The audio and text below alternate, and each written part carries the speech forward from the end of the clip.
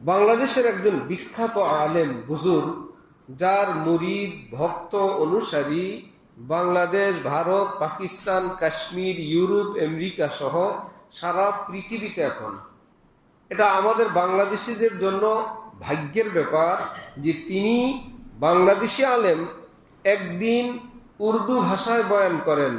পৃথিবীর বিভিন্ন দেশের উর্দু বুঝে এরকম মানুষদের জন্য অডিও ভিডিও না, শুধু আওয়াজটা শোনা যায়। পৃথিবীর 20-30টা দেশে বহু জায়গায় এরকম বড় বড় মাহফিল সাজায়, সাউন্ড বক্স লাগায়, পোস্টারিং করে এই বাংলাদেশি এই আলেমের বয়ান সেখানে প্রচার হয়। যে আজকে উর্দু বয়ান হবে বাংলাদেশ থেকে, এরকম মজমা হয়। পাকিস্তানে বহু জায়গায় হয়, ভারতে হয়, আমেরিকায় হয়, ইউরোপে হয়, সৌদি আরবে হয়, দুবাইতে হয়। তাহলে এটা আমাদের জন্য ভাগ্যের এবং সৌভাগ্যের বিষয় না? বড় গৌরবের বিষয়। হযরত বলেন বহু আগের কথা যে নামাজের কিবলা কাবা শরীফ। আমরা নামাজ পড়ি কোন দিক ফিরে? কিবলার দিক ফিরে। এবার আমাদের থেকে পশ্চিম দিকে কিবলা, আমরা পশ্চিম দিক ফিরি। পৃথিবীর কোন দেশ কি নাই তাদের কিবলা পূর্ব দিকে?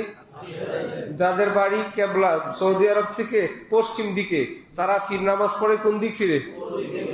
আর দক্ষিণ আল্লাহরা উত্তর দিকে, উত্তর আল্লাহরা দক্ষিণ দিকে। ঝামেলা বেশি দরকার নাই, সৌদি আরব গিয়ে দেখলে হয়, কাবার চতুর্দিক থেকে ঘুরে ঘুরে নামাজ পড়ে। যেখানে কাবা সেখানে গিয়ে দেখা যায় চতুর্দিক থেকে, সেখানে পূব পশ্চিম উত্তর দক্ষিণ নেই।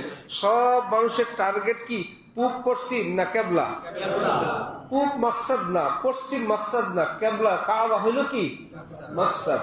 আমার শায়েখ বলেন এ তো ডেলি 5 বার, যে যখন নামাজ পড়ে তখন কেবলা খুঁজতে হয়, কিন্তু সারাদিন তো আর কেবলা খুঁজতে হয় না। হযরত বলেন নামাজের কেবলা কাবা শরীফ। আমার আপনার একটা জীবনের কেবলা আছে। নামাজ পড়ার সময় কেবলার দিক ফিরে নামাজ পড়তে হয়। হযরত বলেন যে নামাজের কেবলা কাবা শরীফ, জীবনের কেবলা হযরত মুহাম্মদুর রাসূলুল্লাহ সাল্লাল্লাহু আলাইহি ওয়াসাল্লাম। আমার আপনার জীবনের কেবলা কে? রাসূলুল্লাহ।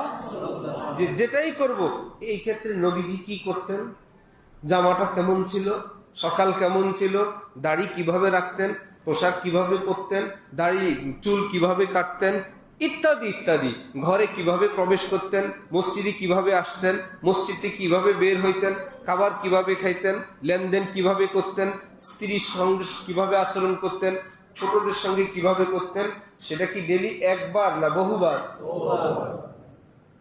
নামাজে না 5 বার। এবার যাই করতে যাই কেবল মনে হয় নবীজি এমন করতেন। আচ্ছা আমি পুরাটা তো পারবো না, কারোর জন্য সম্ভব না। নবীজির মতো পুরাটা কি কেউ পারবে? আল্লাহ আমাদেরকে বলছেন তোমরা পারবা না। এই জন্য একদম নবী যেমন হুবহু তেমন করার আদেশ আমাদেরকে করেননি, কারণ এটা অসম্ভব।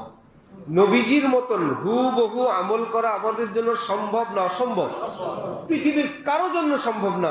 এই জন্য আমাদেরকে বলছেন নবী তো আগে আগে, তোমরা পিছনে পিছনে।